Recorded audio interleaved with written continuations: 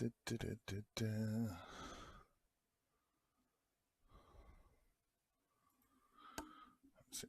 brief. Let's get sim brief on. Let's do my flight plan. Flight plan. That's what we need. So we need a new flight. I'm going to say we're going to be Delta. We want to be Seattle Tacoma, so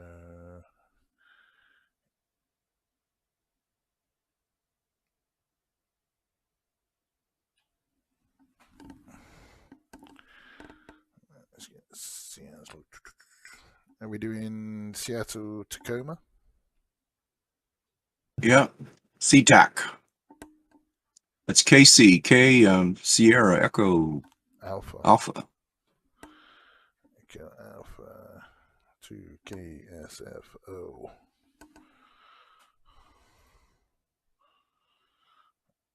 Okay, G330.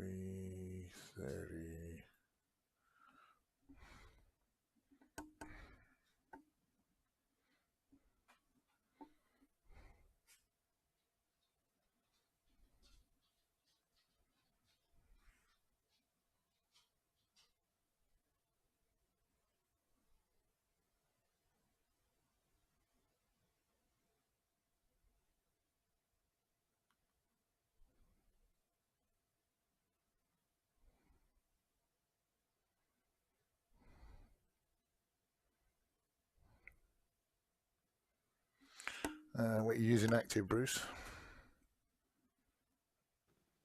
Arrival 28 left. Whatever you want to use. You're the one that uses the active runways all the time. Yeah, there's nothing. I don't think there's much happening. I've got to depart on 34 right and arrive on a 28 left. 16 left. You depart in 16 left. Okay, well, I'll change that to 16. And we'll just go straight south, yeah?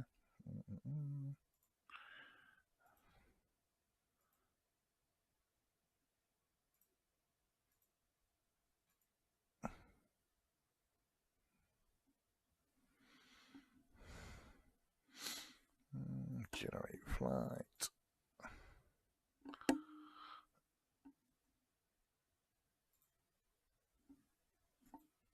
So let's get it on there then. Let's go to just change the aircraft.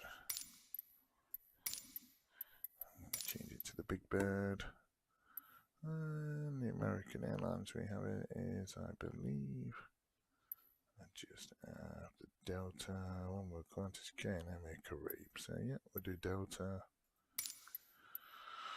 Customization. Let's just go on there. Let's change the name there to Delta. And she is a heavy. Show tail number on. Done. World map. Right, so let's go from K Sierra Echo Alpha, Seattle Tacoma. And we're going to take I'm going to depart on 16, so we're going to arrive at Kilo Sierra Foxtrot Oscar, which should be 7 prime. There we go. Let's just change that onto high altitude direct approach. We'll be approaching on. No, we want 28. Twat. Alright, that's 28 left. There we go. So we're just in there. Should bring us down. Oh, okay.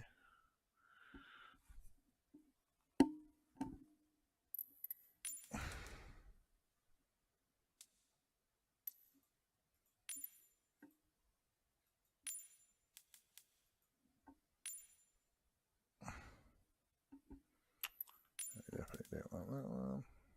There used to be one that just comes down over the Golden Gate. No. Definitely not that one.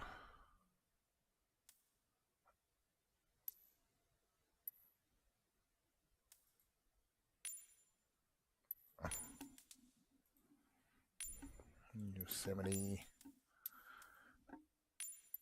Okay, we're just going to take that one then, that's no problem. Let's change the weather. bit of daylight so we can see. Keep the weather live.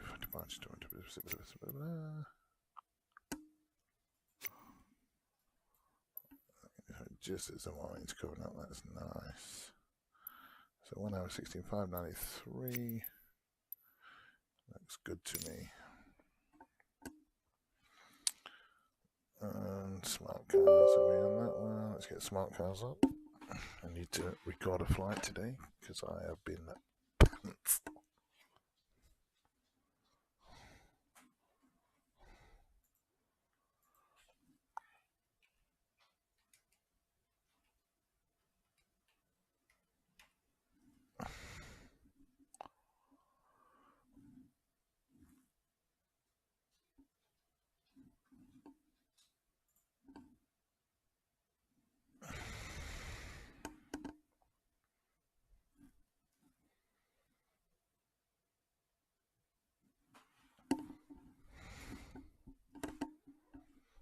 Seattle Tower Delta 7025 Heavy ready for IFR departure, runway 16 left. No, you're not.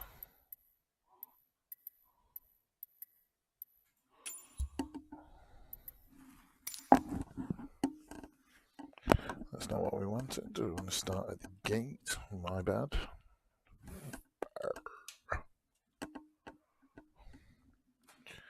Sorry about that. It'll be quick as I can. I'll put it back on again. Where am I?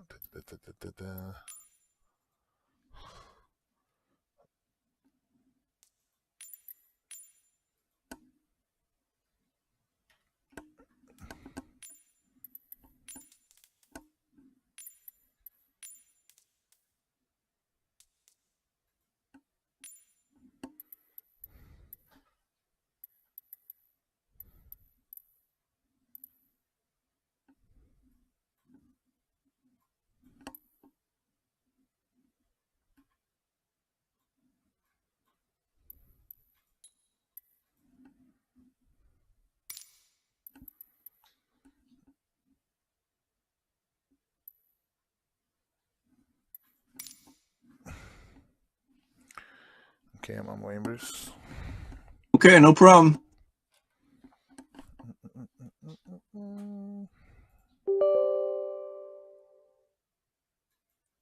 Yeah, I flew on the Airbus from Atlanta to Boston and back. What? 320? 321? 19? It was a narrow body Airbus. It wasn't one of the wide ones, I guess. I don't know which one it was. Yeah, probably a 20 or a 21. What airline?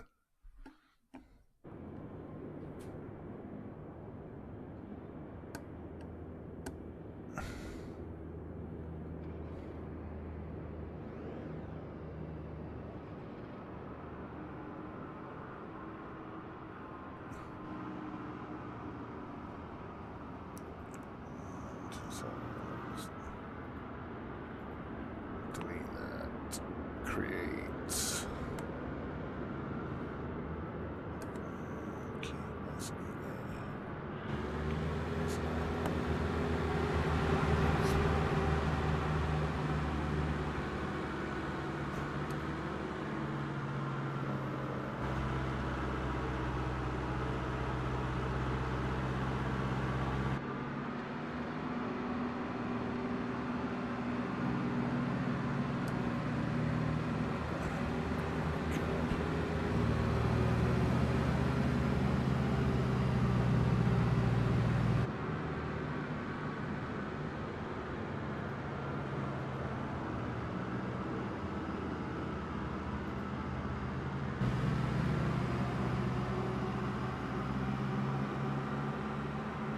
Good morning, ladies and gentlemen, and welcome aboard. Seattle clearance delivery Delta 7025 Heavy IFR to San Francisco, ready to copy. Full upright positions and store your carry-on luggage in either the overhead bins or under the seat in front of you. If you're seated next to an emergency exit, please carefully read the special instructions located near that exit.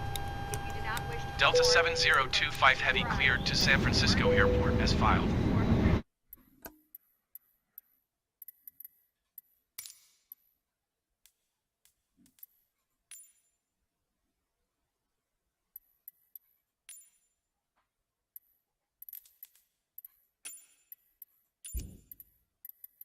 Takeoff runway 16 left climb and maintain 10,000 feet. Departure on 120.1 squawk 0606.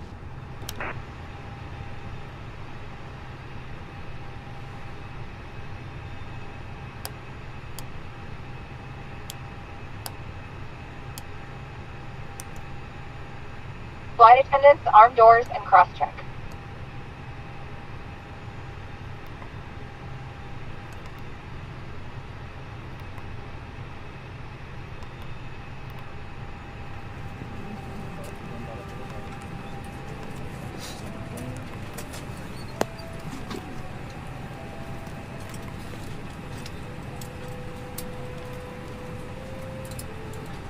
Once again, we'd like to welcome you on board. Your safety is our top priority, so we appreciate a few minutes of your attention while we demonstrate the safety features of this aircraft. You can follow along with the safety information card in your seatbelt pocket. To fasten your seatbelt, insert the flat metal edge into the buckle and pull on the strap to tight. To release, just lift the top flap of the buckle. Please keep your seatbelt fastened low and tight across your lap seat when the seatbelt sign is off and have it visible to the crew at all times. Your life vest is in a pouch under your seat. If instructed by the crew, tear up the pouch, remove the vest, and put on your hat. Wrap the strap around your waist. Secure the buckle and pull the strap tight. As you exit the aircraft, replace the vest by pulling down firmly on the red tab or blowing into the tube from both sides. A locator light on the shoulder will turn on automatically in weather, and remember, never place your vest inside the aircraft. This Airbus A320 is 8 emergency exits, 2 doors in the front, 4 window exits over the wings, and 2 doors in the back. Each door is equipped with an evacuation slide that can be detached from the aircraft if used as a ramp. All exits are clearly marked with a sign overhead. If necessary, floor level lighting will illuminate the top of the exit. Please take a moment now to locate your closest exit and remember it may be behind you. If there is a change in cabin pressure, 4 oxygen masks will drop from overhead. Firmly pull the mask towards the start flow of oxygen. Place the mask over your nose and mouth, pull the elastic bands around your head, and tighten your straps to both sides. Even though the bags are not inflated, oxygen will be flowing. Be sure to put your mask on first before helping others, and will let you know when it's no longer needed. While we passing through the cabin to make sure we are ready for departure, you can help us by making sure your seatbelt is fastened. Your seatbelt is upright, your case will stood, and all 10 minutes will fit away. If you have any questions about the safety features of this aircraft, please don't hesitate to ask. Looking to use electronic cigarettes is never allowed on any flight. Tampering with the statement or destroying smoke detectors and aircraft expressions is a federal offense. Ground Delta 7025 Heavy requesting pushback. Cockpit to ground. This is ground. Stand by. Thank you for your attention and we hope you enjoyed this experience.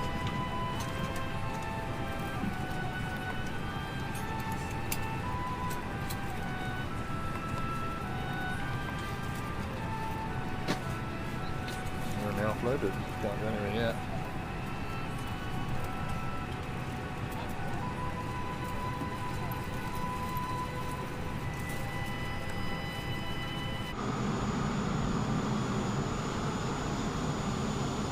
Okay, sir. The bypass pin is installed. All doors and hatches closed and all ground equipment is removed. The parking brakes are set. You may lift. Parking brake set. Lifting the aircraft.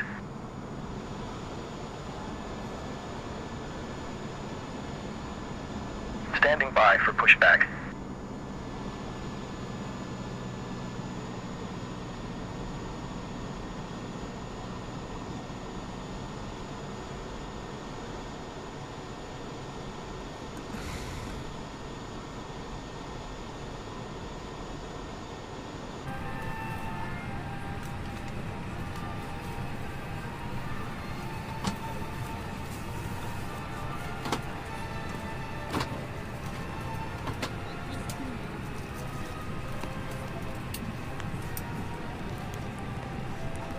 Let's go.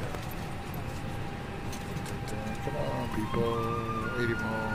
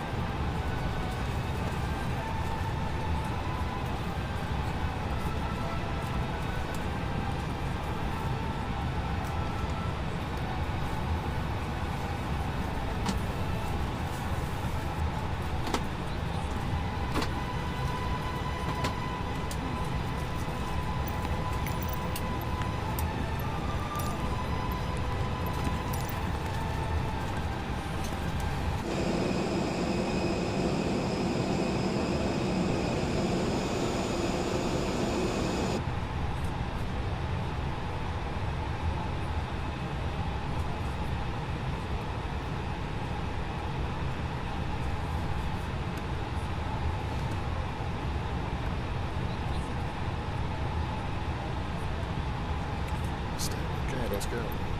Cockpit to ground. Go ahead. We are cleared for start and push. Parking brake set. Okay, cleared for push start. Please release parking brake. Parking brakes are released. Commencing pushback. You can start the engines in sequence. Yeah, we'll start in the sequence.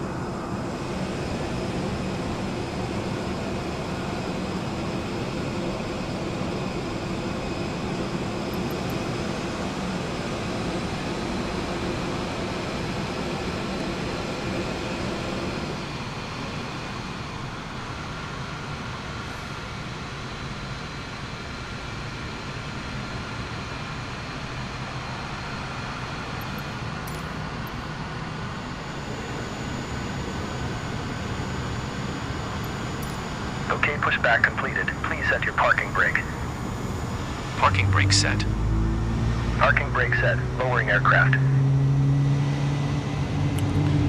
Okay, Bruce, you're just firing up. 2 Ground. seconds. Startup is complete. You may disconnect. Okay, I'm gonna wait Good till engine you start. roll out. Cleared to disconnect. See you at the side. Have a good flight. Holding position waiting for the visual. Thank you and goodbye.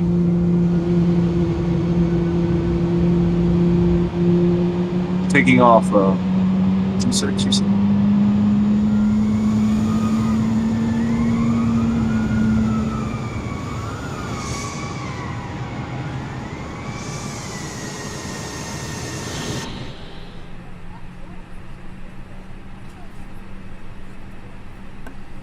Okay, good to go. I'm rolling.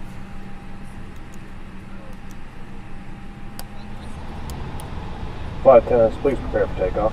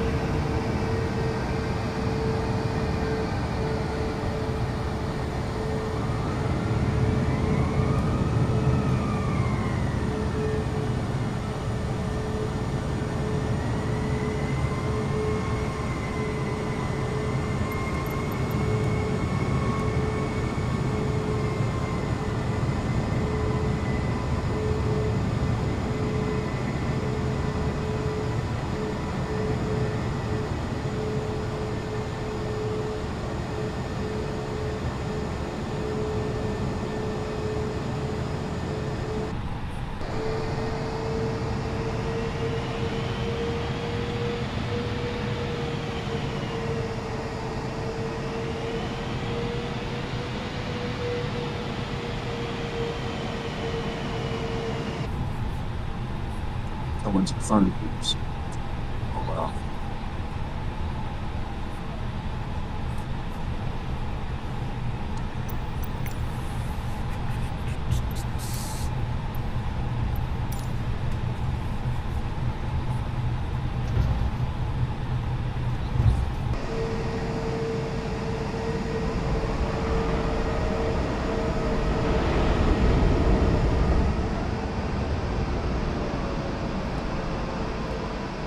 Literally looks like this airport's just waking up and everyone's about to do the first flights out for the day.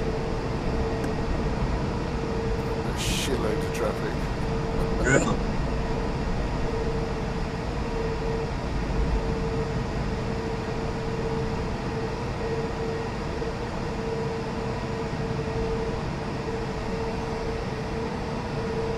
Hey, I'm gonna leave. It's okay with you. Yeah, I'm straight behind you, Bruce. Don't you worry. There's some random guy between us, but power up.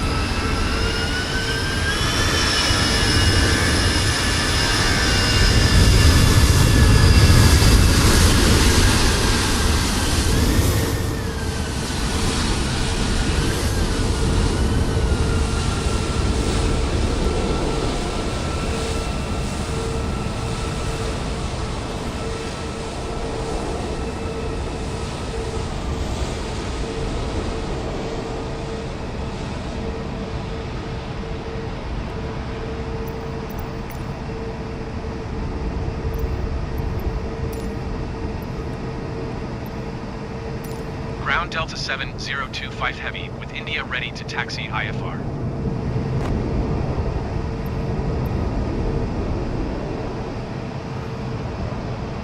Taxiing hold short runway 16 left using taxiway Alpha Charlie Delta 7025 Heavy.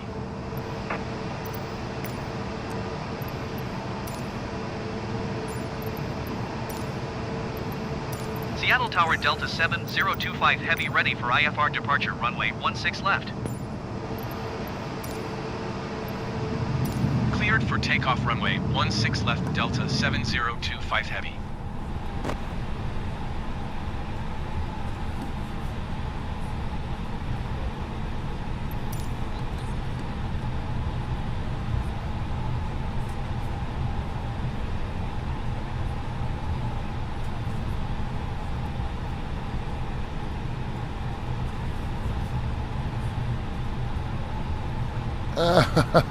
That guy who's between us just nosedived on his takeoff. No kidding. Amateurs. Okay, I'm rolling.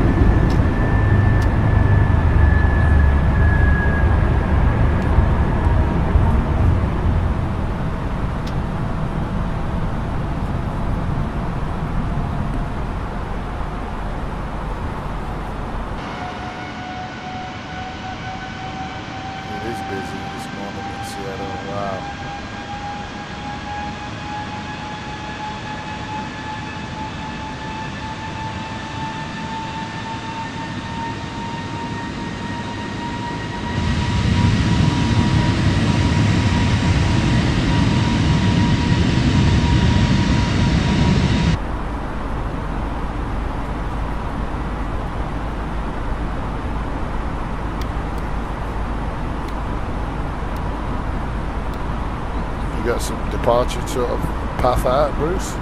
No direct? Standard departure. That's why it's making it.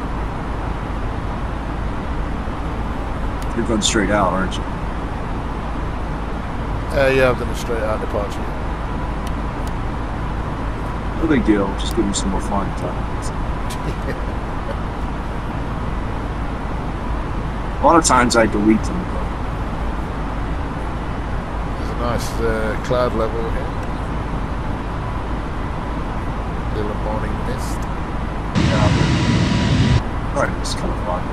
So yeah, it's going to go to the northwest, and then it's going to basically make a U-turn.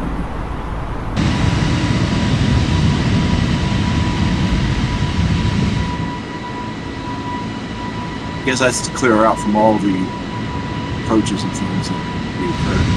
I think all the runways in Seattle, Tacoma, I think go north-south. Supposedly want to get traffic away from these lanes, I suppose. You probably know more about that than I do.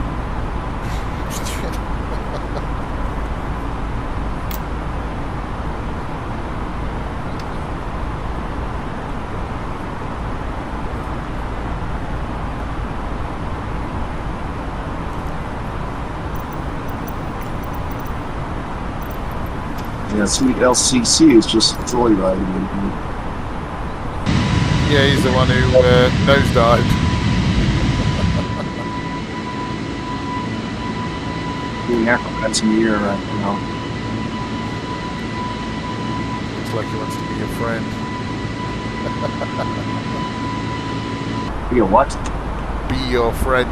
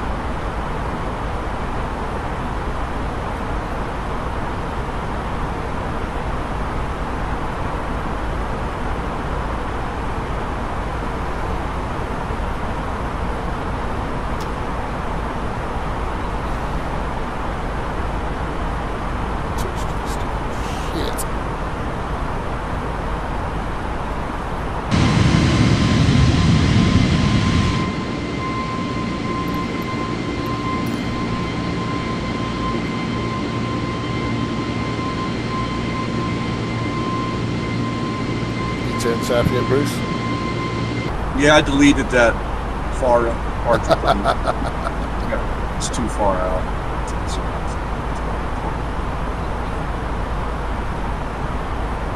That's the power of the FMC.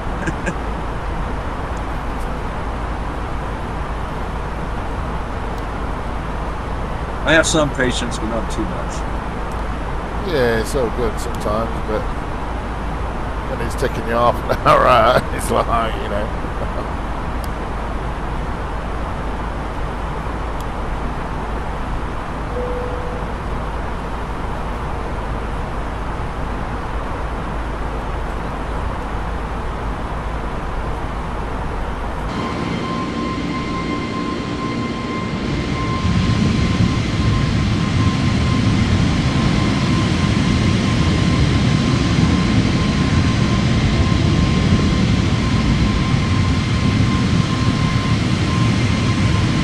Looks like we've got snow on these mountains as well. Yeah, that's the other thing. It's routing. That's me closer to the ocean. I see you way over there through the mountains.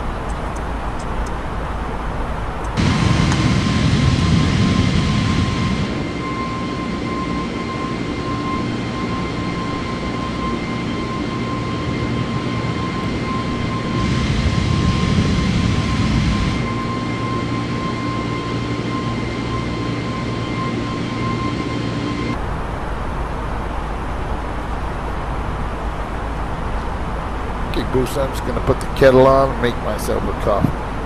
Okay. Oh no. Instant coffee? Well, I had one from the Costa Coffee, which is like Starbucks. Oh, really?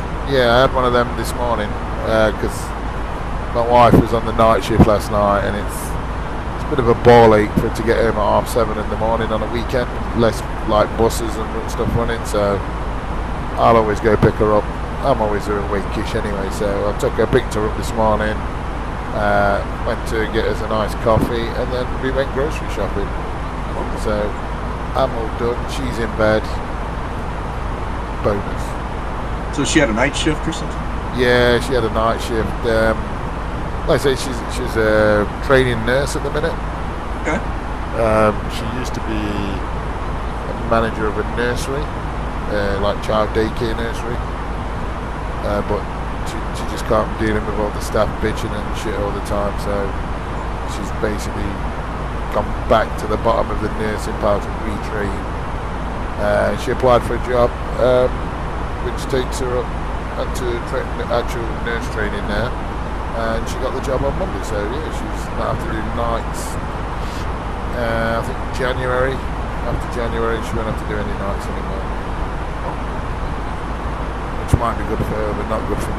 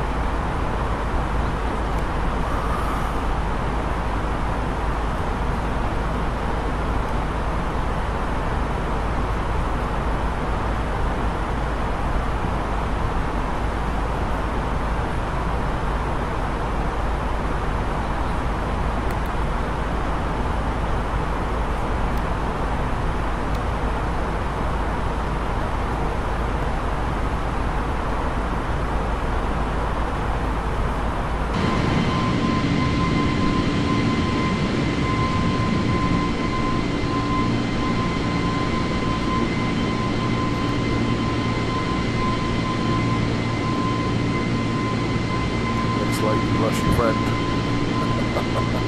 Sweet LCC. Yeah, looks like he's gone.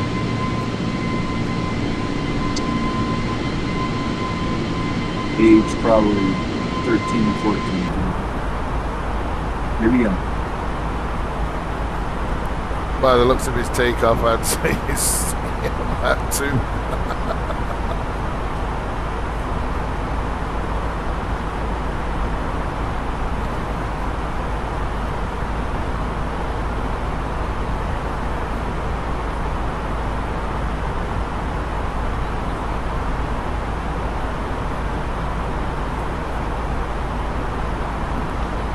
Okay, we'll do that conflict back in a second.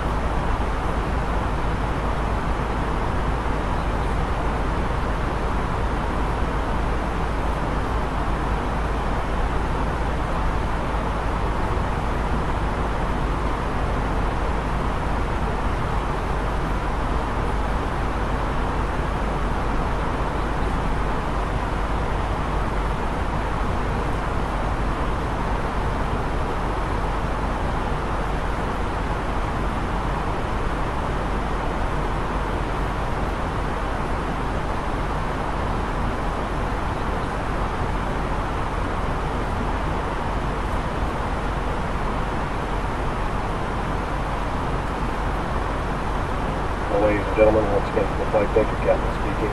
We've just reached our cruising altitude for the flight. As it begins to settle in, I do want to remind you to please keep your seat elbows clear from the aisle as the flight attendants will be coming through the cabin with galley carts shortly. Also, one more reminder to please refrain from congregating to the front galley where the flight deck door is located. Thank you.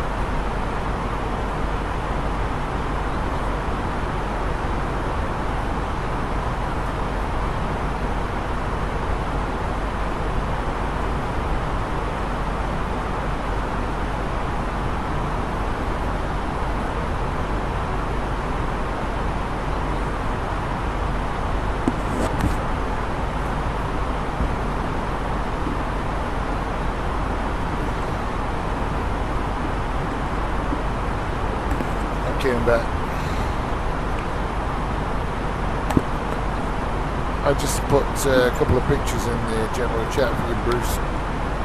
That's my instant quaff.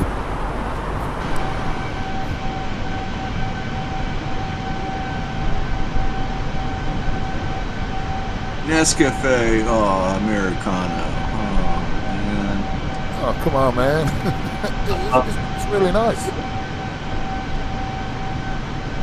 Yeah, one thing I will say for it, it's usually very highly caffeinated. It'll keep you awake, that's for sure. Yeah. Well, I've also got some decaffeinated one as well. But it's closest I can get to, like, you know, a nice barista-style coffee.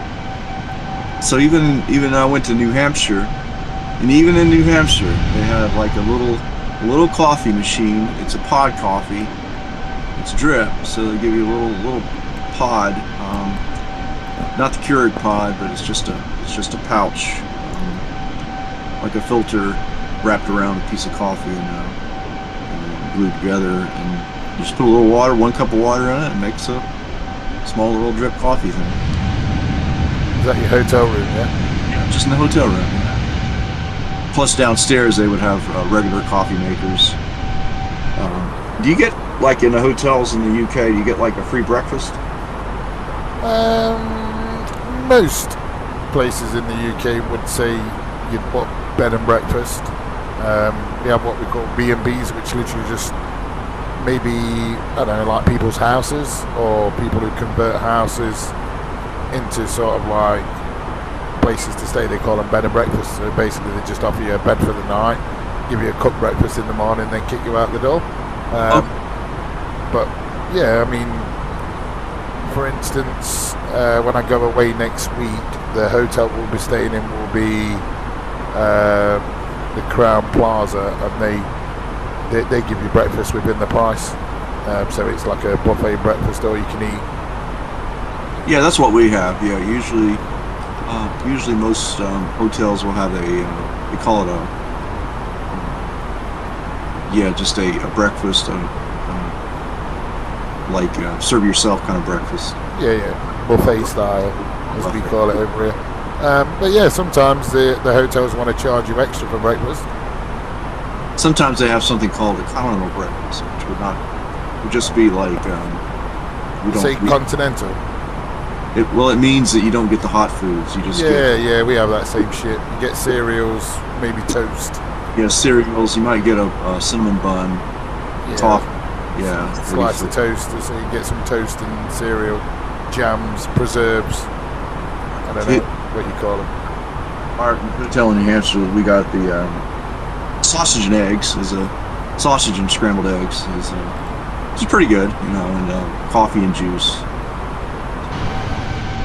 The basics of a good English breakfast. All you need to do is add some proper bacon. Not that streaky bacon that you call bacon, because that's not bacon. Very tasty, evil, streaky bacon, which all Americans are addicted to. Yeah, I don't get that, because, see, when we came to America and we bought bacon, all my kids were complaining, going, where's the meat? No, I think it must be there. We were fed that we were little kids, like 1 or 2 years old, and we're addicted to it. You know? Yeah, I use streaky bacon probably once a year, and I put it on the top of my turkey at Christmas. Yeah, it's the taste. It's that crunchy, salty, smoky. That's the addiction part. Yeah, there's nothing in it, but it's just the taste of it is just. I don't know. If you go a little bit further along the bit of bacon, you get like a medallion at the end, and then there's some actual meat there. That's how we have it, obviously, in the UK. Yeah, well, your bacon, to us, would just seem like a slice of ham. You know, that's just a piece of ham. That's not really bacon. Yeah, it is. Your bacon's, like I say, is the bit at the end that most people tend to chuck away over it. I can understand that. You're right. It's got all the fat in it. In the end, my dog gets that bit.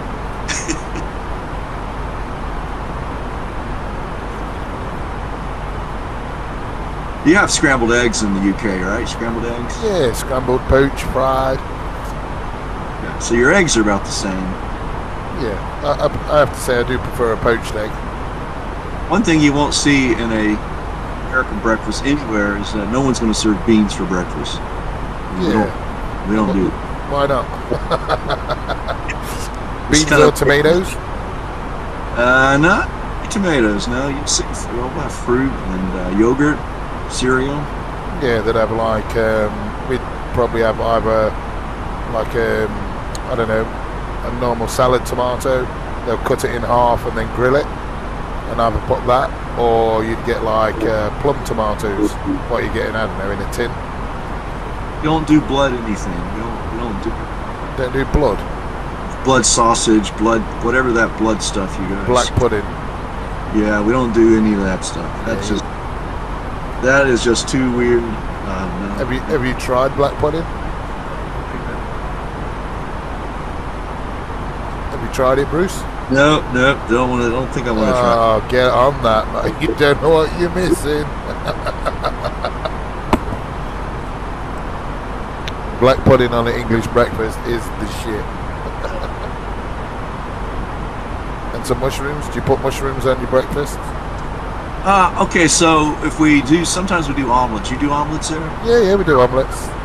Yeah, if we have an omelet, you might see a mushroom.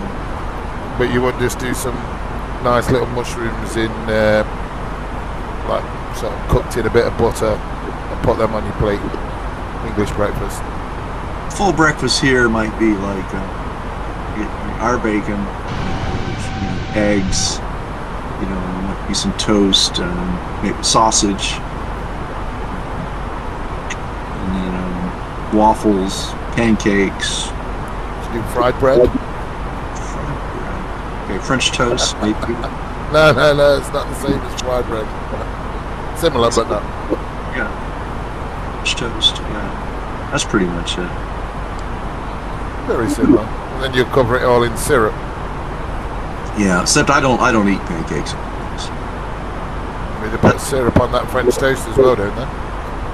Yeah, I'm not a fan of French toast. Not a fan of waffles or pancakes. Used to be when I was a kid, but not anymore. Yeah, when I was in New Hampshire, it was my breakfast. I just went into the eggs, scrambled eggs, and the sausage. Be like a chicken sausage or something.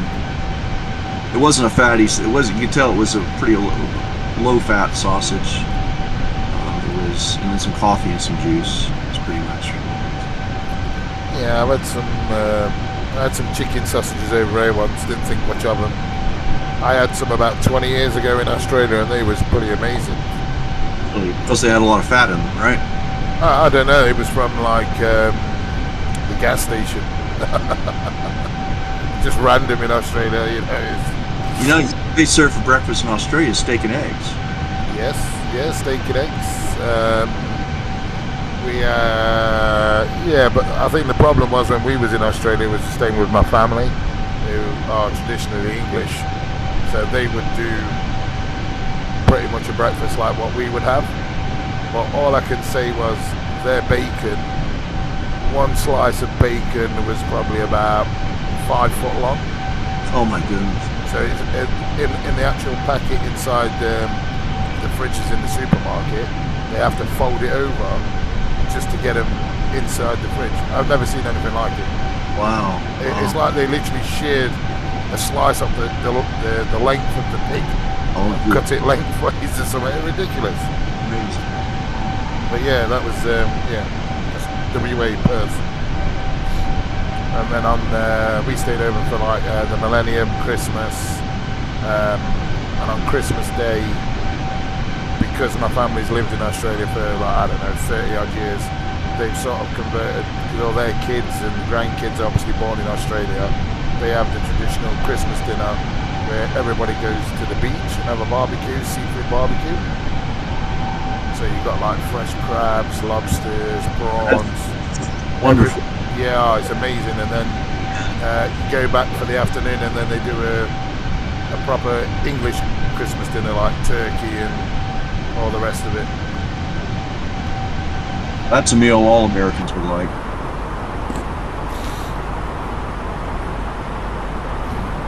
When I was in the UK, we were staying in Scotland, and we had a breakfast buffet. I had to pay for it. It was 15 pounds. It was a very, very good buffet. They had haggis on that, like sausage haggis or something. Haggis, yeah. I think I've never really eaten haggis. It's all I can say is it's.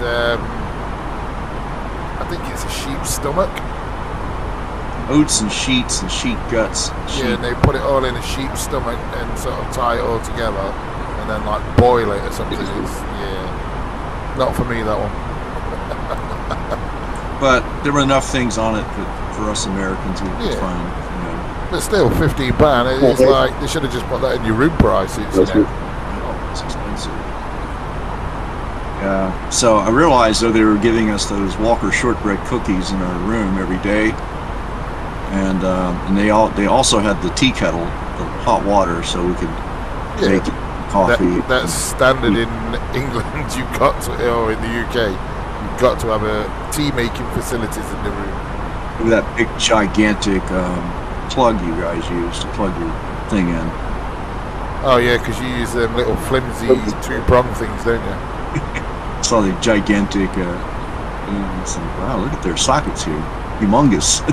Because we need power. You know, everything just seems we need more power, and I don't know. I've used your American plugs. They're very similar to what they have on the continent in Europe, sort of the 2-prong. We have to take adapters and everything when we go on holiday just to use the stuff, sort of thing. But we did. I bought adapters, and really, we don't even have to convert the voltage because most of the chargers sense the voltage and correct for it. But we had to have adapter just to plug in. Plug alignment had to be corrected. Yeah, we're the same. Like I say, I don't have to change voltage or anything on my things when I go abroad, just as long as I've got the adapter. Like I say, does it for you. That was really the only thing we needed was to charge things.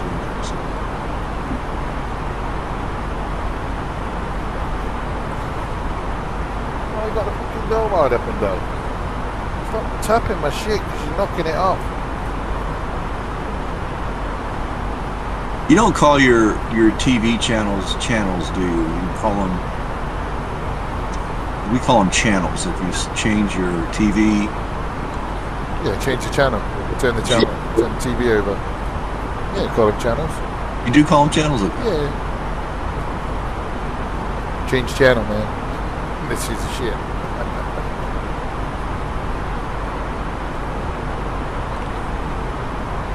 Yeah, I mean, my TV, it's, I'm going to say it's sort of like a hacked thing. I can watch TV from pretty much anywhere around the world. I thought you guys watched the telly. Yeah, TV, television, you know, I mean, the box. Oh, the telly, if you said telly in here, in our country, I said, what are you talking about, the telephone? Yeah, you got to watch the telly, man. Yeah, telephone. Well, it's the phone now, isn't it? You probably still go with my mobile phone. No, it's a cell phone. A cell phone, that's right. Yeah, sorry, cell phone. So is it just a phone? Mobile. Yeah. If it was one in your house, that's what you call your landline. What's that? If it was like your home phone, that's your landline. Yeah, we use that term. Landline and mobile. Landline, cell phone.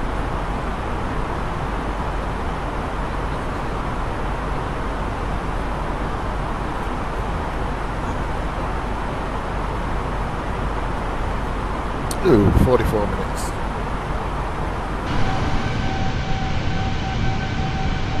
Hopefully I'm here. Let me check. Yeah, I'm 43 minutes out. Looks like you got some weather underneath you over the coast. Let's see. It's not too bad. Few clouds.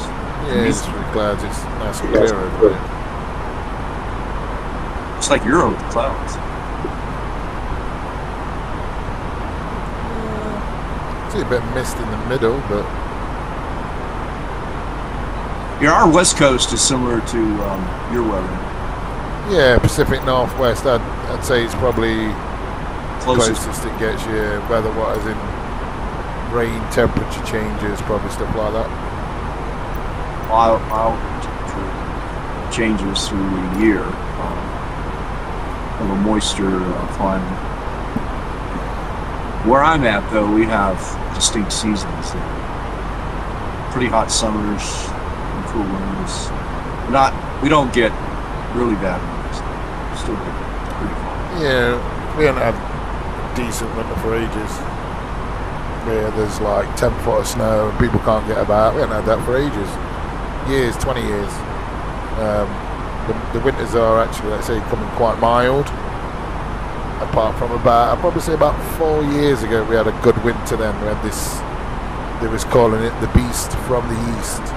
And it was basically this mega storm that came off, probably from about Ukraine. It worked its way across Europe until it hit us. It dropped like temperatures to like -5, -10. Wow. And most people over here aren't used to -5. -2 or 3 in rural areas. But yeah, it was hitting like -5s, 10s, pipes bursting, freezing up. It was crazy. But other than that, you know, when I was a kid, you know, it used to be proper snow every winter. But yeah, my kids have really seen snow every other year or something like that. It comes down now. It comes for about a day or 2 days, and it's gone again. Yeah, that's Tennessee's the same. I mean, when I was a kid, the snow would come down and it'd be sat on the ground for over a month. You know, you just got used to it. But yeah, over the years, it's not so good. Yeah, we've had one white Christmas. One time I've been in Tennessee. It snowed December 25th on 2010. No, never had a white Christmas yet.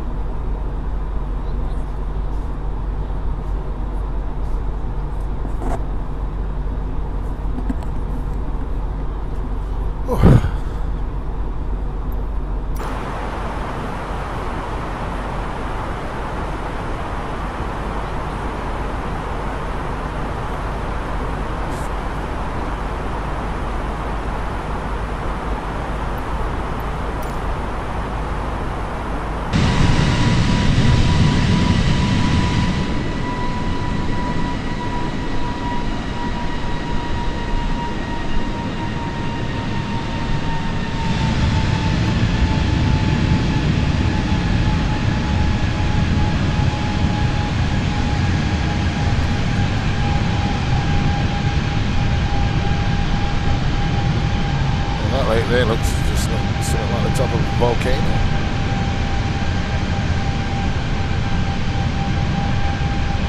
You're probably flying over Crater Lake. Yeah, if it's a lake, yeah, definitely. It looks like a crater. Is that a meteorite thing? What's up? Is that a meteorite back in the day? I don't know. I think it was just a volcano. Extinct volcano. Just built up meteorite. Now there is a meteorite crater in Arizona. If you ever heard of that at all? Yeah, it looks like it's got like a mini volcano inside the lake. Really? Yeah, I can just barely see it from my view.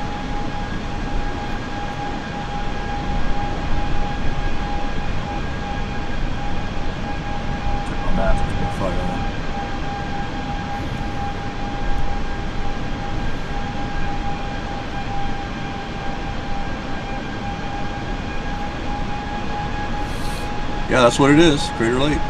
Crater Lake. That island is called Wizard Island, and that's like a little mini crater little mini volcano inside the crater. Yeah, that's what I say. That's what it looks like, a little mini volcano inside the water. And, Yeah, I'm looking at a map of it here. Wizard Island. Is it? Maybe inside of that one, there's another mini little crater, and inside that, another mini little crater going on for infinity.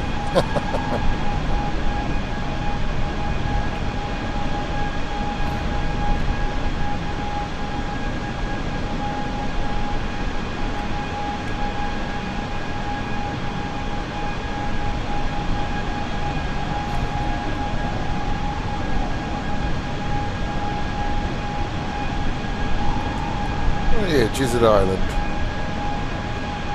Crater Lake National Park. Flying a little bit up. That's some national park, that. It's going to be like hours to drive across that. Okay, now you're going over Upper Klamath Lake. It's the next lake underneath you. Oh yeah. Upper Klamath. Near Mount Macquarie.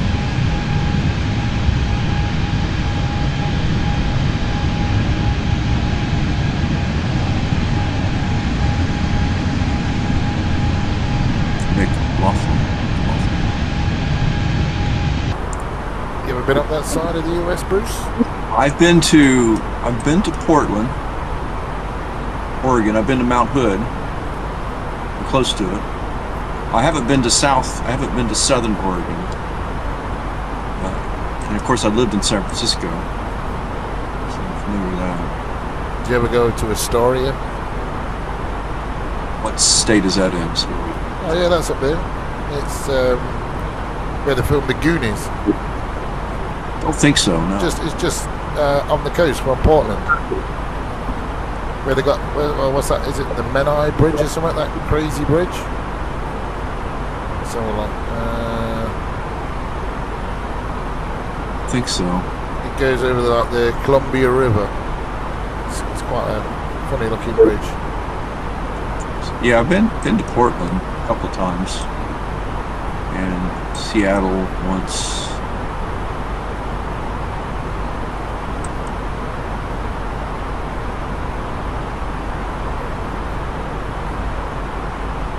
There's a city I've never been to. I've never been to Los Angeles. My sister was there a couple of weeks back. Went to somebody's wedding. Oh.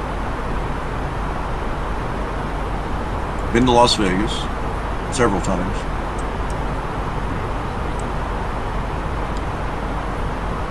Been to Arizona, but not Phoenix. Grand Canyon, Flagstaff.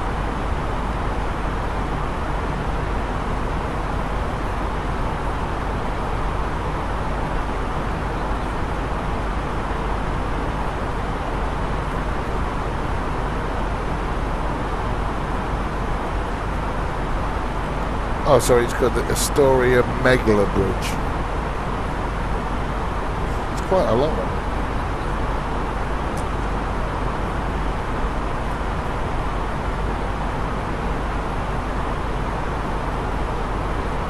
.6 kilometer bridge. Connects to the neighbouring Washington across the river.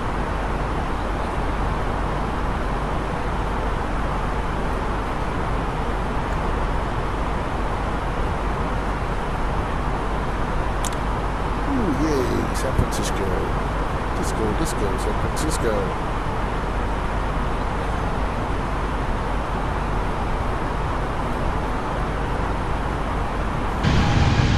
And when I went to Boston, I think whenever I go up north, I sort of noticed that, well, you're into the soccer, okay, right? In UK, right? That's your well, football, yeah. Your football. Yeah, proper football. I mean, you call it football, but play with your hands. I don't get that. Yeah. Our football, your football is our soccer. Soccer. Yeah.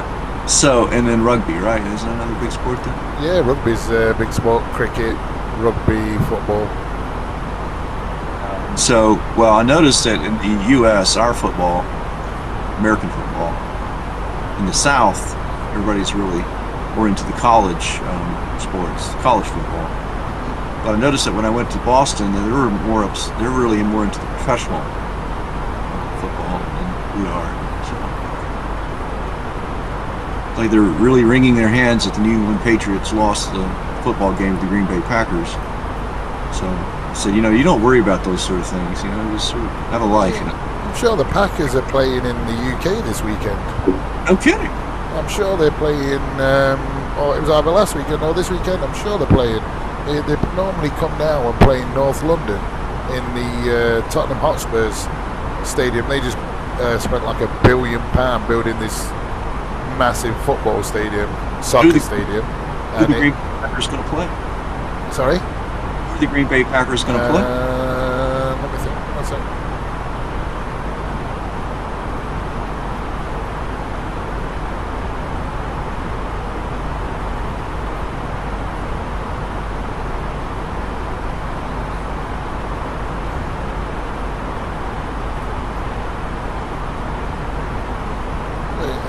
Maybe they're playing New York Giants.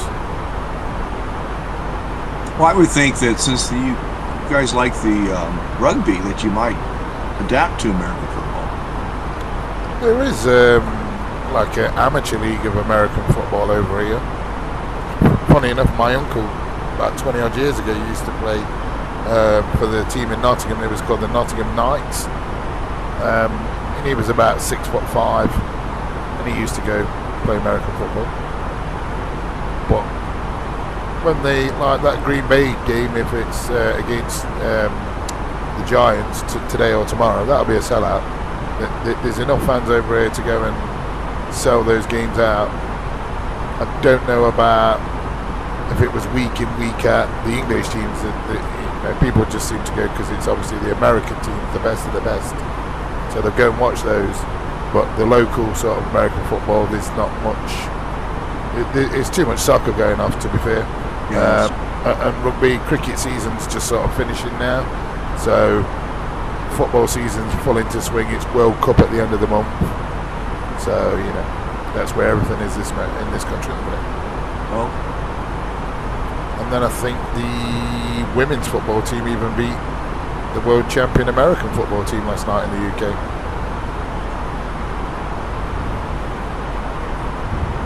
well, you know, our women's soccer activities after our women's soccer team went through a big lawsuit trying to get equal pay to the men's team. You hear about that? They were suing people for what? Sorry. So our women's soccer team, okay, was complaining that they were getting paid less than the men's soccer team. Unlucky. Big hullabaloo about that, and lawsuits, and complaints, and you know, I think they finally settled it though. They settled. I mean, it's ridiculous in this country.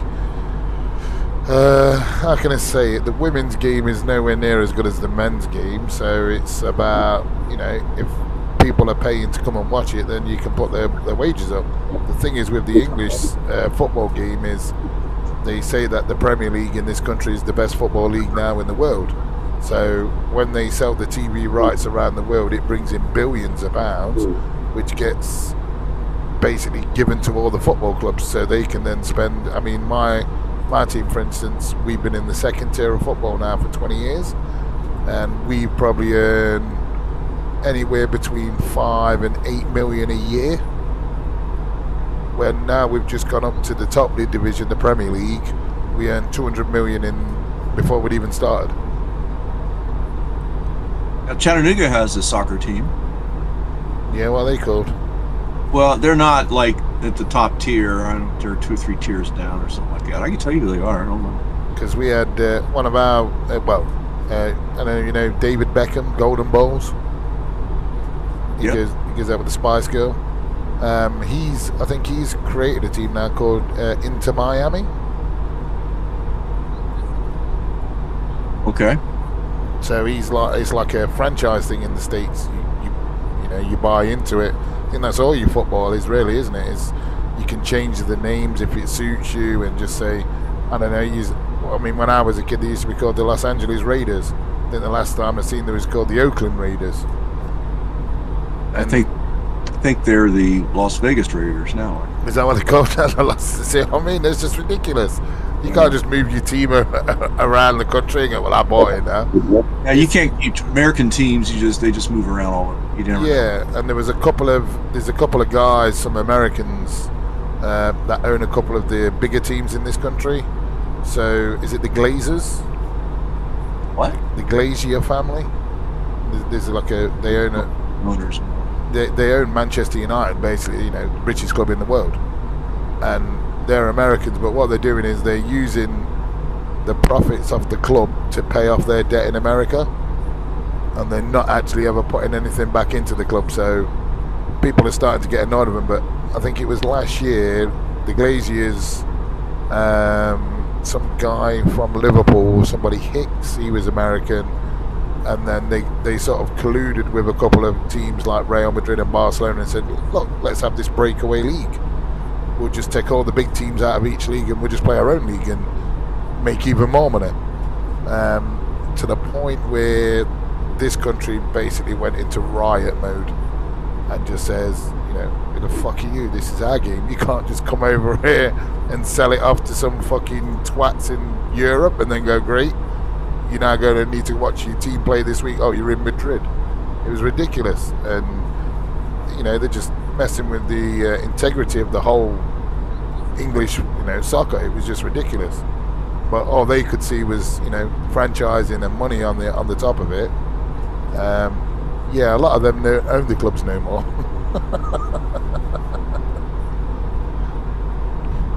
And there's the other guy now. We've got somebody Bowley or something. He's just bought Chelsea in London for a deal worth about, I'm sure it was about 3, maybe 4 billion. It's mind-boggling how much money is in some of these sports. But like I say, that's just. But I think, I think the basic sponsorship at the moment in the UK is 2 to 250 million. If you're in the top league every year, that's what you're getting paid.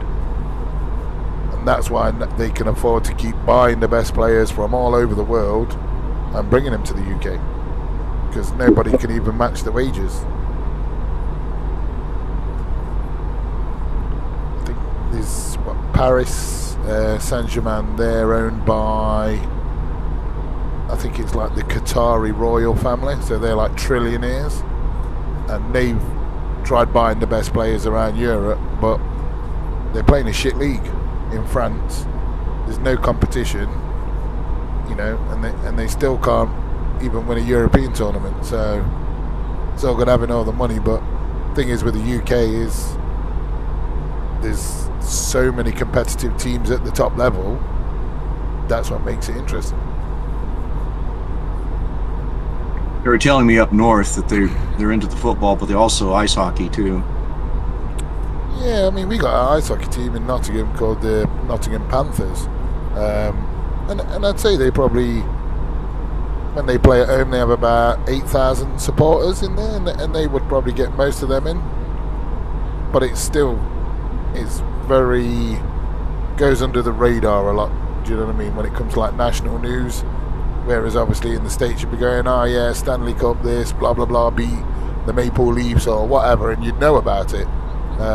You wouldn't know what happened in the ice hockey leagues in this country unless it was on your local, like regional news, at best. Yeah, and hockey is really more of a northern sport for the northern part of our country. The southern part, it's not a big deal. Yeah, I suppose it's because they're used to having the snow all the time. Yeah, our winter sport in the south is basketball. Is basketball just not all year round?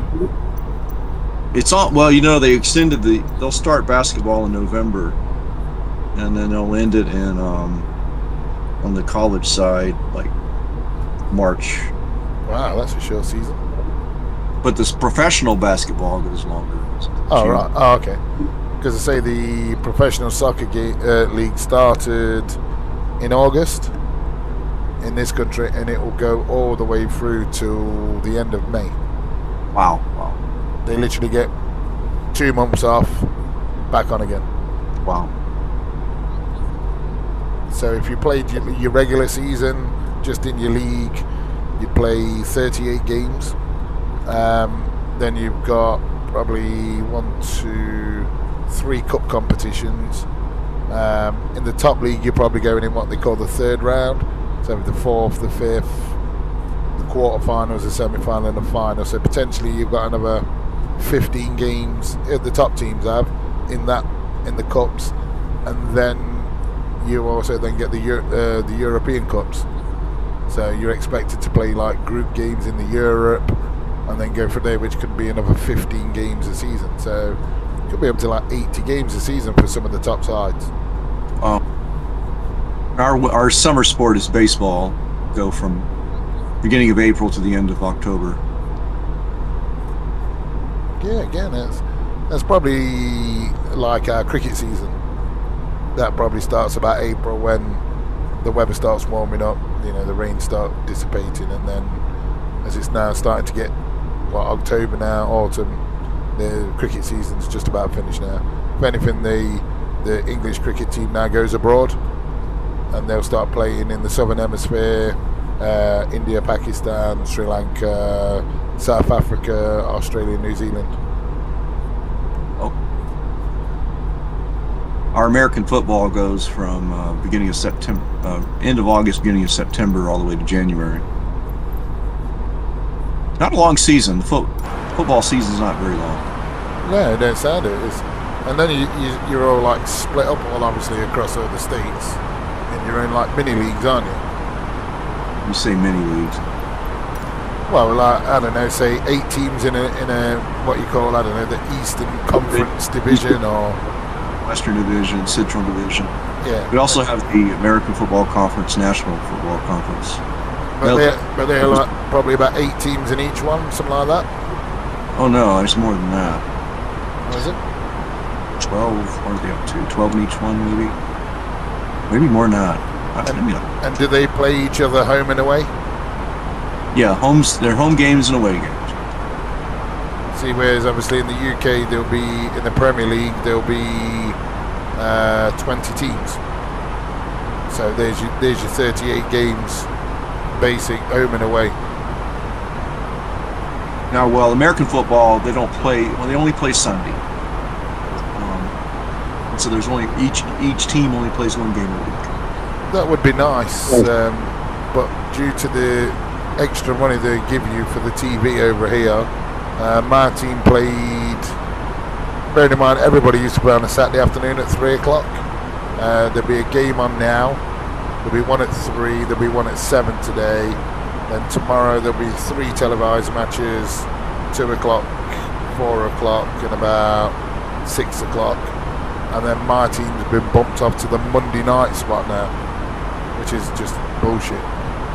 Yeah, so we have a rule here. So high school American football is Friday nights. College football is all day Saturday, and professional football is Sunday, all day Sunday. Hence the film Any Given Sunday. Any Given Sunday. I've seen that film. I can't think who was in it now. Scarface Man. Is that about football? Al Pacino. Any Given Sunday? Yeah, Any Given Sunday. I'm sure Al Pacino's the coach. Oh, really? Okay, I'm not. You never seen that? No. Well, we do have Monday Night Football. So sometime in the 70s, obviously to cook up some money generators, since primetime TV is a big money generator, they moved. There's always at least one professional game that will be played on Monday night. Yeah, they've done that over in and my team had to play last Monday, and they've also put my team on again this Monday. So normally, like I say, Saturday afternoon, go down, watch the football, 3 o'clock, have a few drinks, whatever, watch the game. Now it's Monday night, when I've got back from work, I've only got to run around, I've got an hour to sort myself out and get down there, which is not going to happen. So I'll have to watch it on TV. So you wanted to see it live? Oh yeah, there's nothing better than watching the live soccer. The atmosphere alone in the ground is, electric. Well, that's like watching college football here. Yeah, that's what I say. When I watch, it's like when you see the Super Bowl, but that's like the atmosphere of the Super Bowl is every week. That's the sort of passion level of the soccer in this country. Every weekend's a cup final day.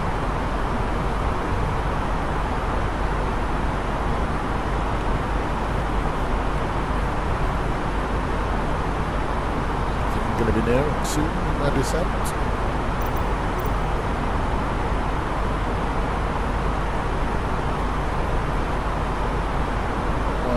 140 at 17 minutes. Still a ways out. So, yeah, about another 40 miles before I start going down. I'm about 90 miles from the top of the sun.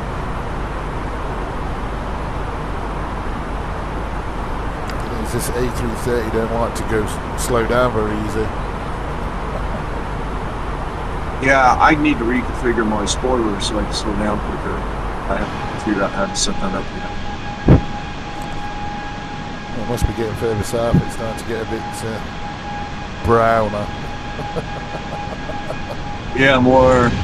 Drier condition.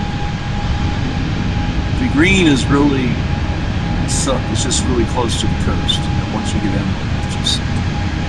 it's almost desert like. Yeah, looks like there was some farmland in the minute. The Central Valley of California is very good farmland. They get the water runoff from the mountains to the west, to the east, I think. Pretty dry conditions, good conditions for growing lots of crops and stuff, fruits and vegetables, grapes and stuff, wine. Wine is popular in California. Grapes here. Oh yeah, I'm over Chico Municipal.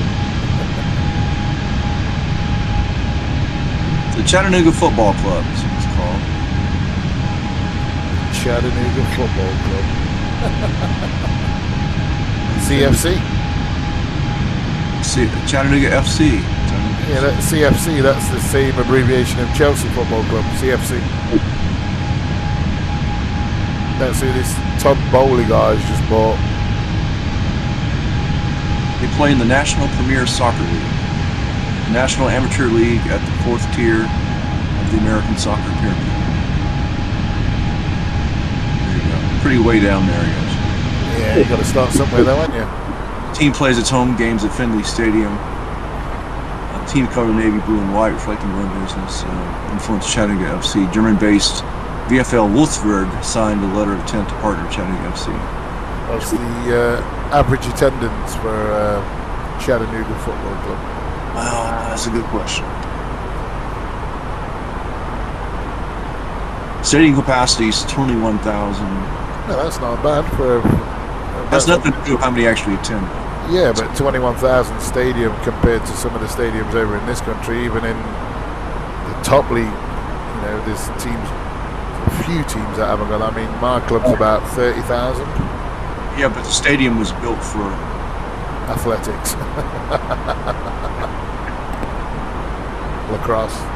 Let's see, trying to see how much Chattanooga FC boosts the highest average in single game attendance in the NPSL. In its inaugural match on May 16th, over 1,600 fans watched Chattanooga FC host Atlanta FC. How many? 1,600? 1,600, but that's considered a lot here. Huh? Over 2,100 fans watched CFC tied eventual division champs Rocket City United. Shokopan in their final home game of the season. Over 3,000 fans witnessed CFC's victory over Birmingham, Alabama's Pumas. Yeah, so 1,600 is probably our away following. Well, we probably take twice as many as that to an away game.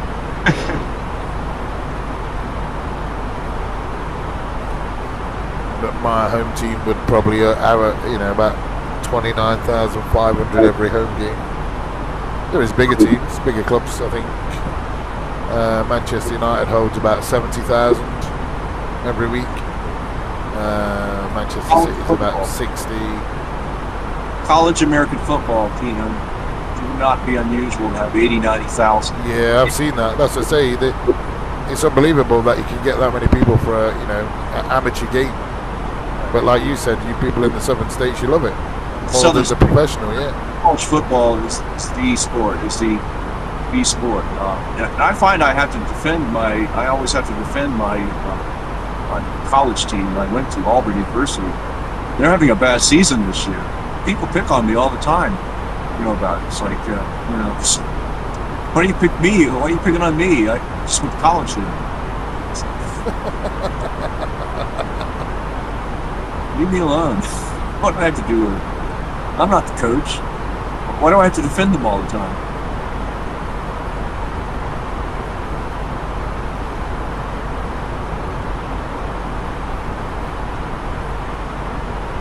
Okay, I'm still in the center. Do that.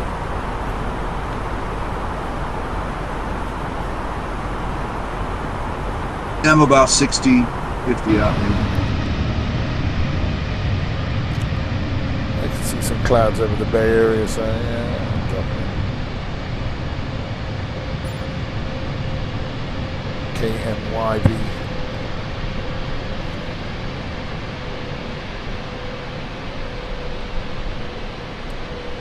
Our baseball team, the one I pull for, the Atlanta Braves, are going to be in the playoffs, and hopefully they'll be pretty good. Yeah, I've heard of the Braves. Did you say Atlanta Braves? That's your nearest baseball team? Yeah. Atlanta Braves have always been my team. Oh, okay. Kid, yeah. So, is it one for the Tennessee? Is it Tennessee Titans, or are they're a football team? Tennessee Titans is American football team. But see, where are they originally from? Because I never remembered Tennessee having a team. I remember the Houston Oilers. Titans and the Houston Oilers. At some point. Yeah, I remember the Houston Oilers, and then obviously you sold out. So I never warmed up to the Tennessee Titans. I don't really have a favorite American football team. Oh, who's the guy who owns the Jacksonville Jaguars? Again, He owns a football club in the UK as well. Really? Yeah, he owns a Fulham Football Club just on the River Thames in London. They're in the Premier League this year as well.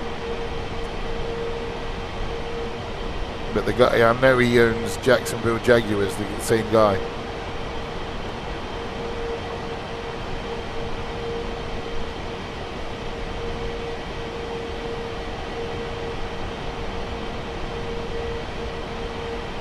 I lived in Dallas, Fort Worth, so I do have some partiality to the Dallas Cowboys.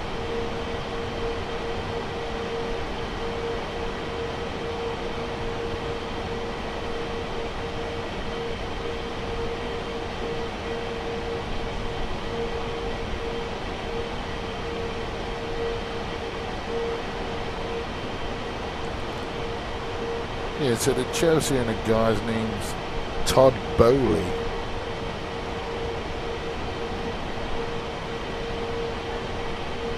He's a member of Eldridge Industries, a company headquartered in Greenwich, Connecticut. He's worth $5.3 billion. And he owns what? It says he owns is a controlling member of Eldridge Industries, a holding company headquartered in Greenwich, Connecticut.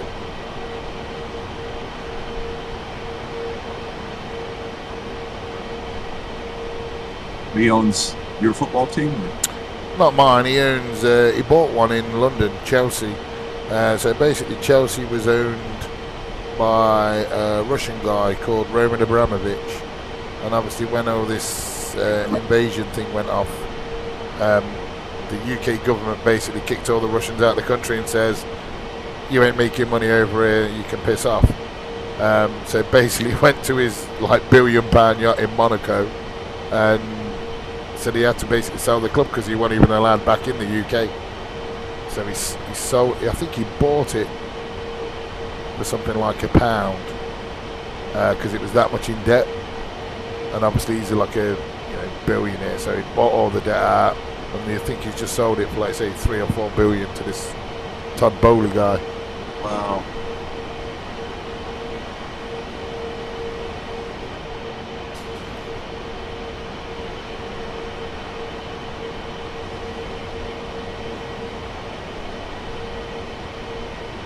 Oh yeah, I just got an update on the weather there. Some cloud just filtered in. 20 miles from top of the sea.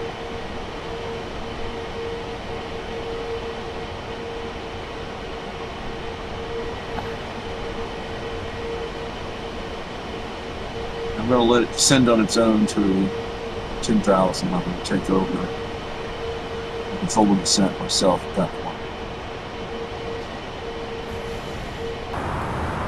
It always messes up vertical nav, especially.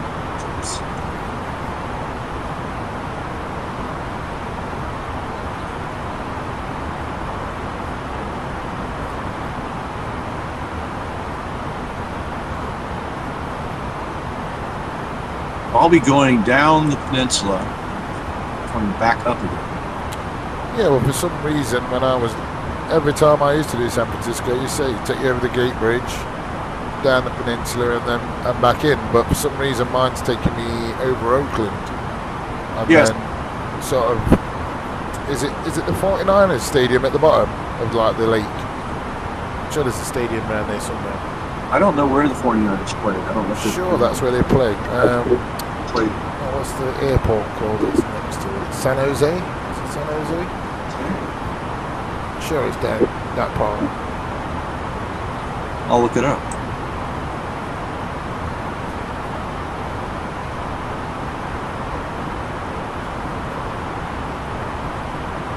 Levi's Stadium.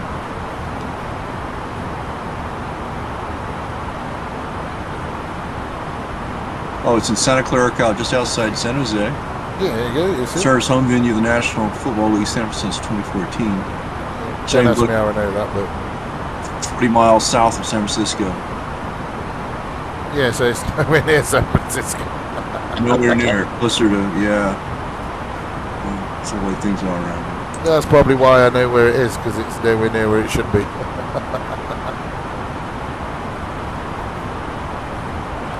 So, for instance, then, when this your Las Vegas Raiders and whatever that, have they built like a new stadium for them? I almost always do. I say, because clearly when they was in LA, they must have had a stadium there. And then when they moved to Oakland, like, you know, I don't know, 200 mile up the road, they must have built a stadium in Oakland. Ridiculous. People here are very protective over here of the colours and the team names. Allegiant Stadium in Paradise, Nevada. Allegiant Stadium. It's Stone Stadium, Western United States, located in Paradise, Nevada. Paradise, how far is that out of Vegas?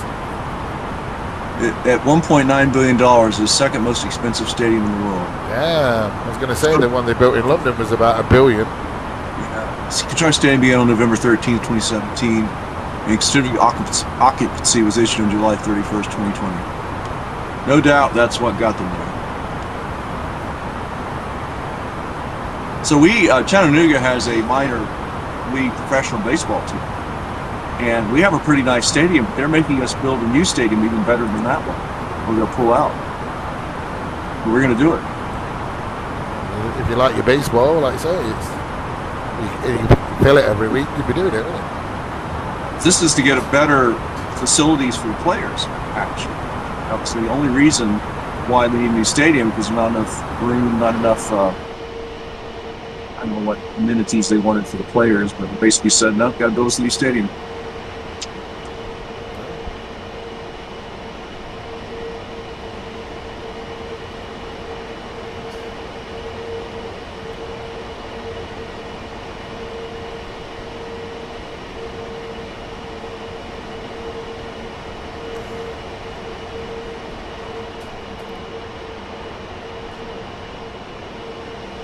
I'm descending. Yeah, I'm descending for about 10 minutes. I'm just getting down to about 19.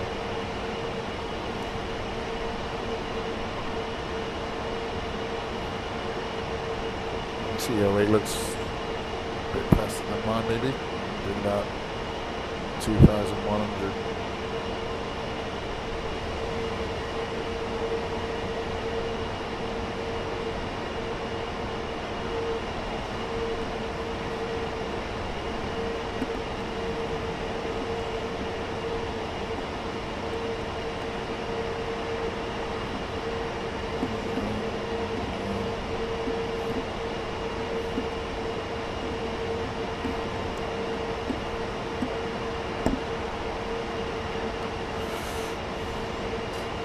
Corpus Christi, KCCR. Oh, so that Paradise is quite near Vegas Airport, McCarran.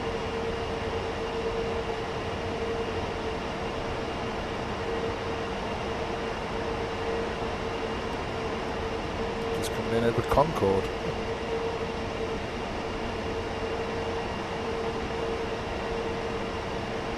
Oh yeah, I mean, oh yeah, there we go, Oakland. I see.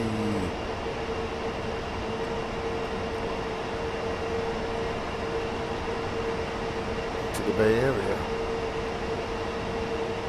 But I can't see any scenery down there close to the clouds. My cloud's a bit broken now. I can see through bits. I can just see Oakland Airport. Probably just make a bit of San Francisco Airport on the other side of the bay.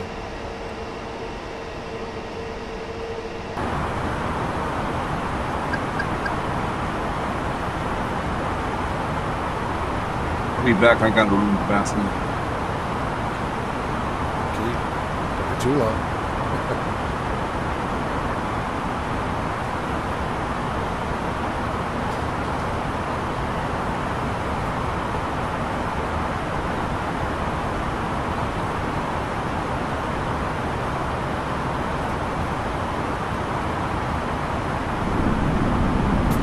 Okay, I'm gonna put some speed brakes out here. Over speed, so San Francisco just out of the way.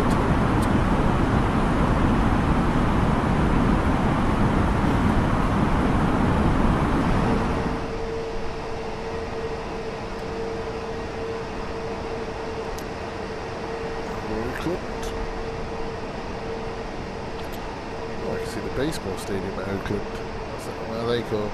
Oh, the A's, aren't they? Oakland Angels, A's?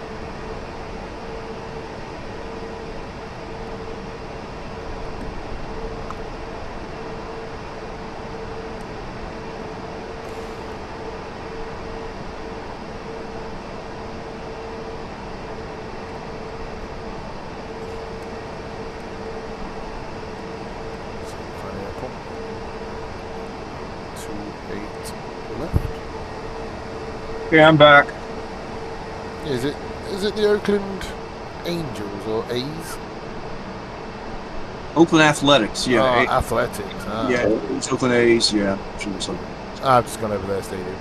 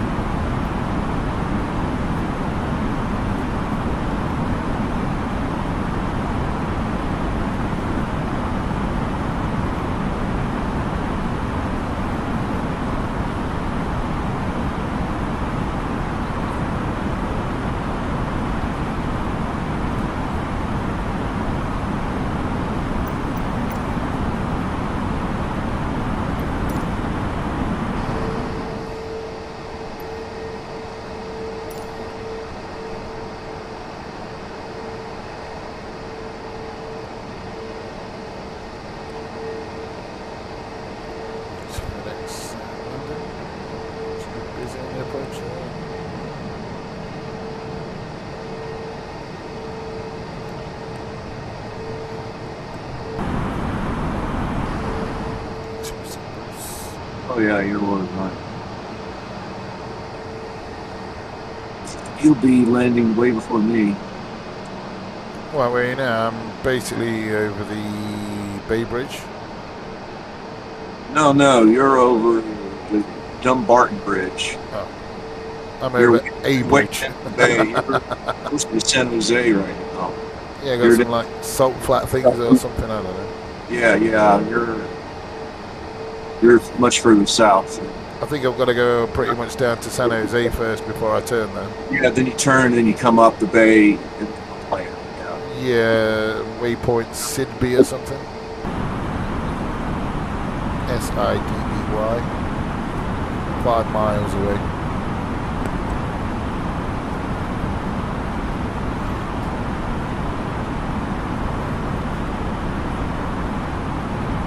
So I'm headed down there and then we'll make a U-turn out where you are. You'll be flying over where I used to live, Palo Alto and Menlo Park.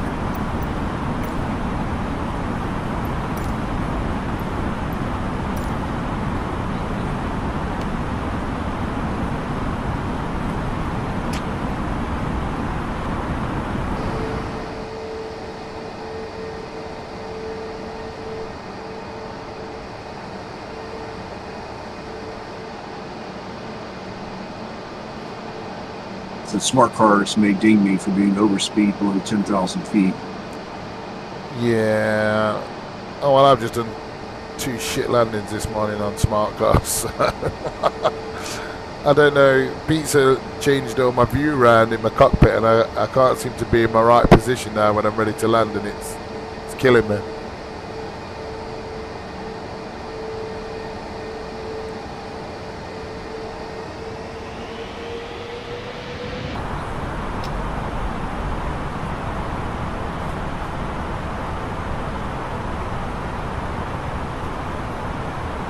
Leveling up at 3,000.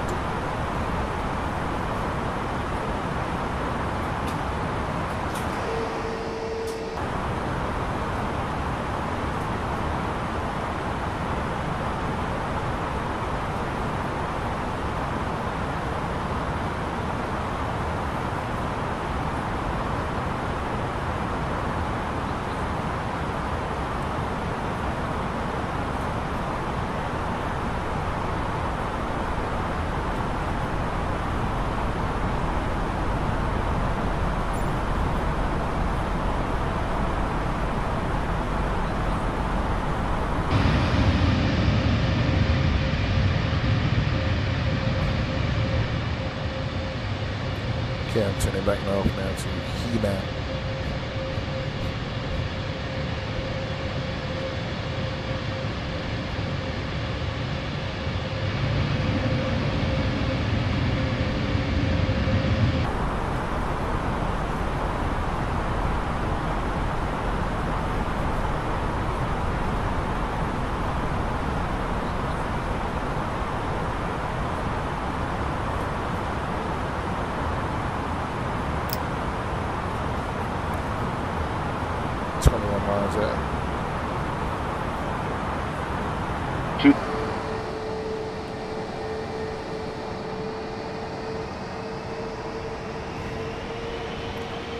Bruce, you might get on the flight path before me. I'm going to go 28 left.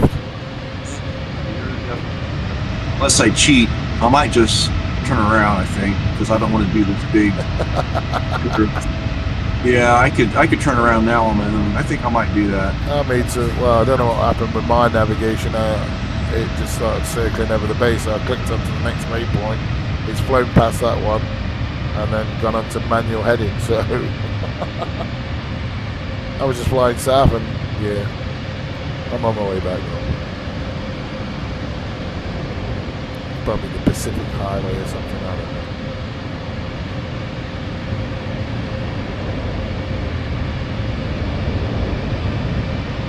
It's looking busy around here though. RCTP, that's got to be Asia somewhere, isn't it? RC.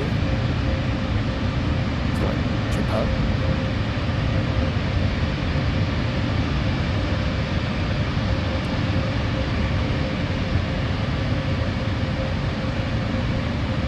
I'm going to cheat and turn around soon. There we go. Taiwan, United Airlines from Taiwan.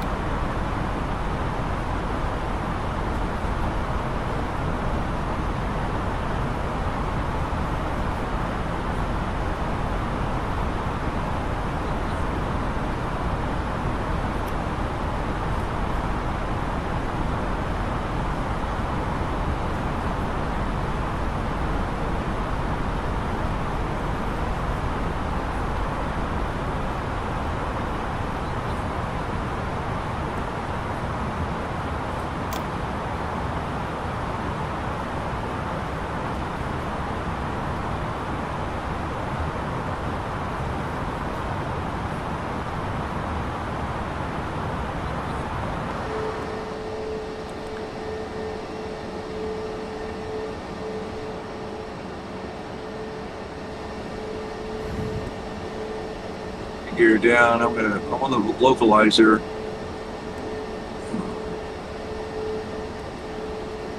Yeah, I'm just looking to pick it up now.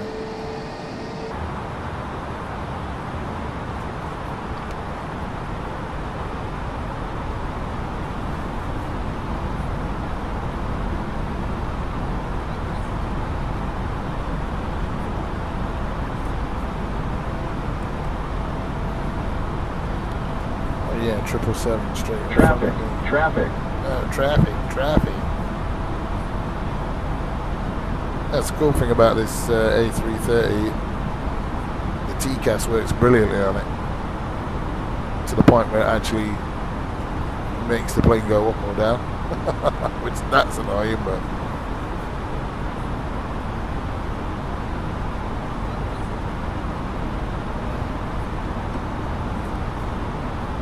I hope he's going on 28 right.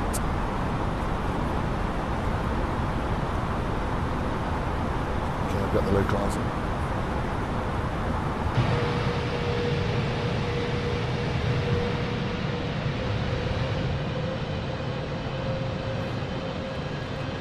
See you in the Rebels. Right behind you. Looks like you'll be down real soon. I think I'll come into that whatever bridge you said it was called last time. The Damasco Bridge. 2,500. There's the San Mateo Bridge, Dumbarton Bridge. Dumbarton Bridge, that was the one I think you said it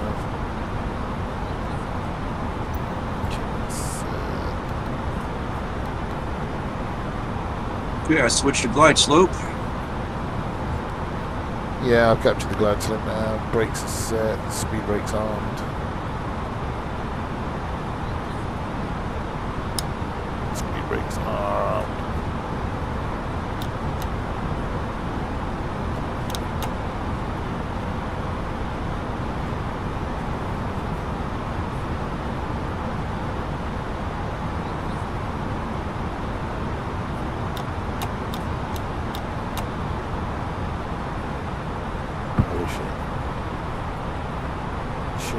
Check, cabin checks.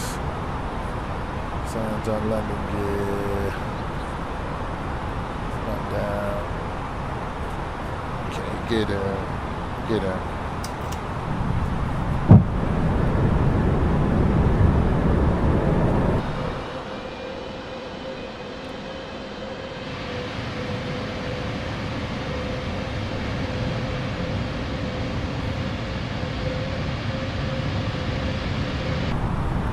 Green gears down. Runway inside.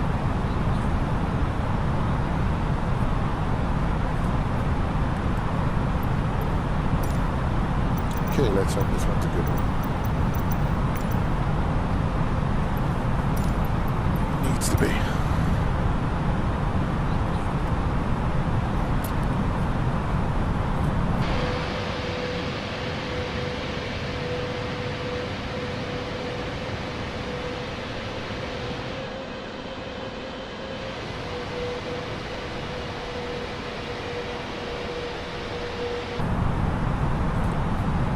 Okay, wind's calm. 3 miles an hour. It's looking good.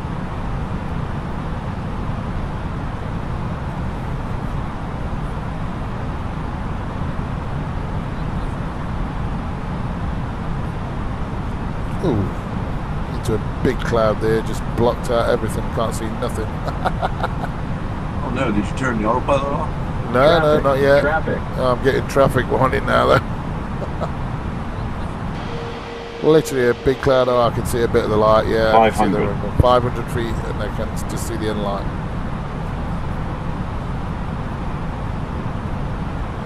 $400.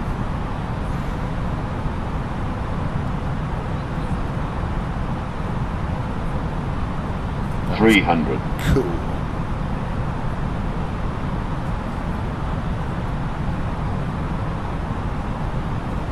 $200.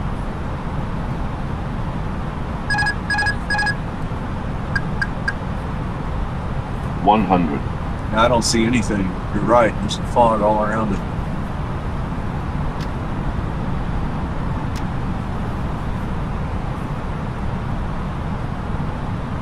$50, $40,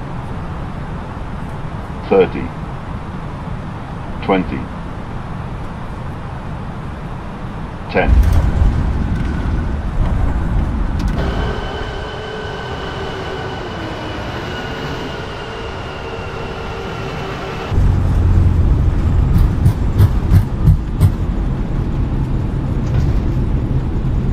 Maybe I should look out the window, but yeah, we're down, that's good. I'm down, that's clean.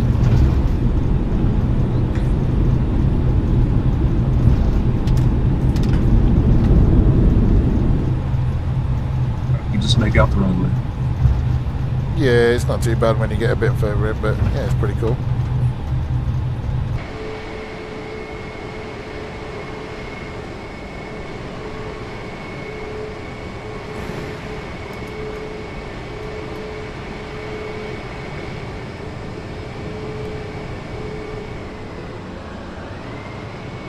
Yeah, from here it's just cloud out looking out the bay.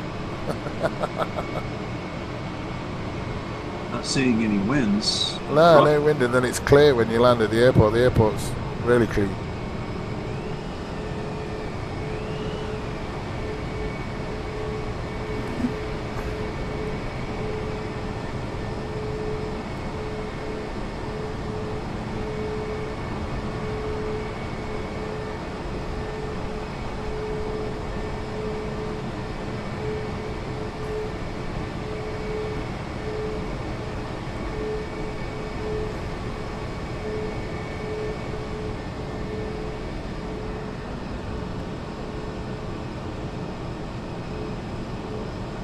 Triple 7 and 28 right.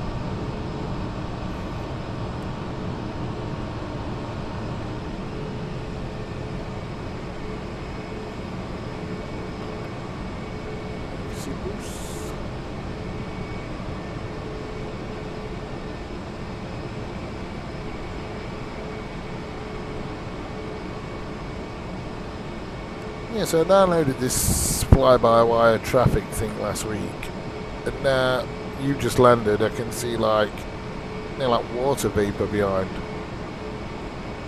Really? Yeah, but the runway's not even wet.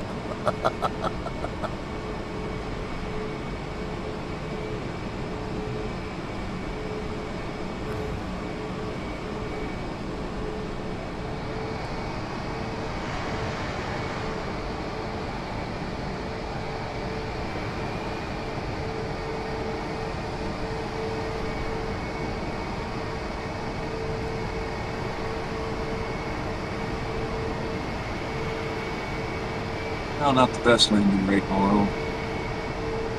Where'd you get on that one? -255. That's better than anything I've done this morning, I can tell you. I ain't checked what I've just done on that one, because that one's hopefully...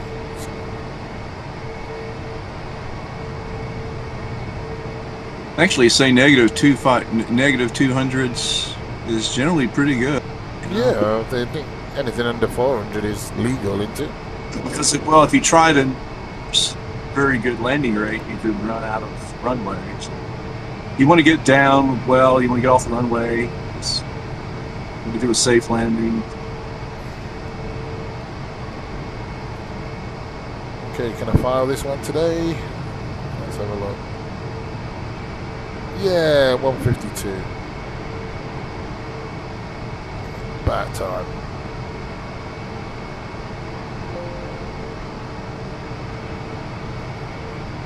I like it 152.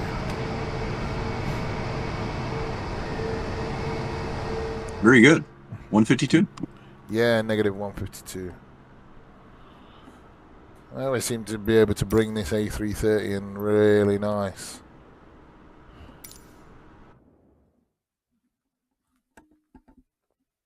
But yeah, since the update, my ratings haven't been so good.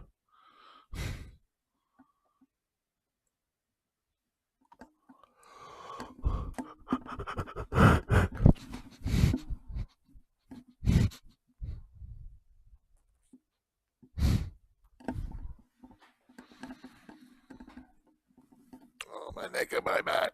Ugh.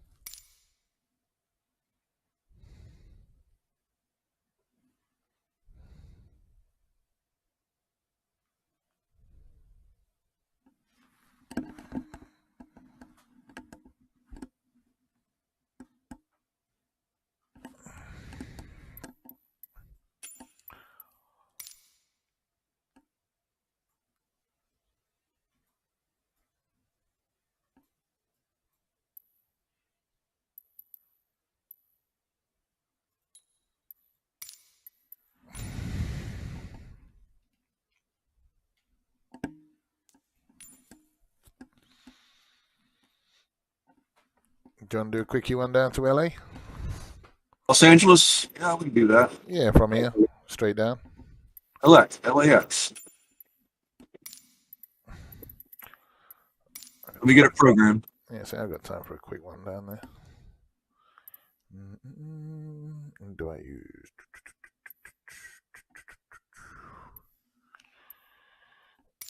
Let's go Americano.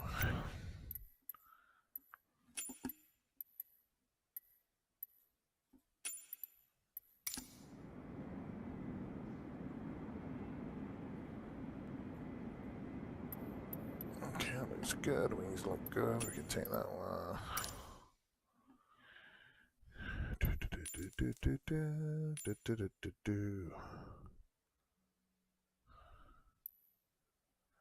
Oh yeah, they're coming in.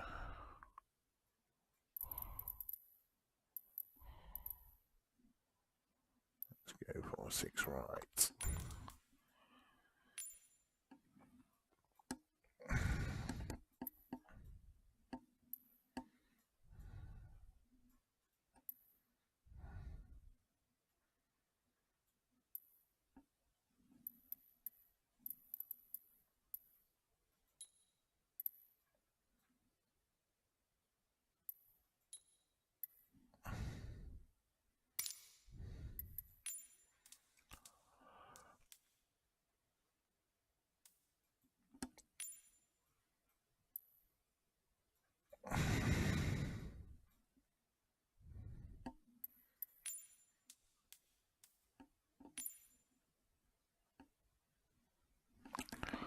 Okay, out on 01 and landing on 06 right. Yeah, I'm departing 10 right. Where are you going to land on? Active is 6 and 7, so if we go 6 right, we should have a clear without traffic. 6 right? Okay.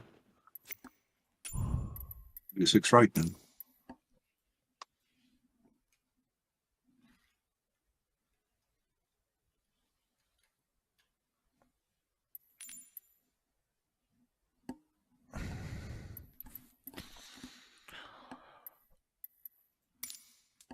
I don't need 50%, we only need 25 will do.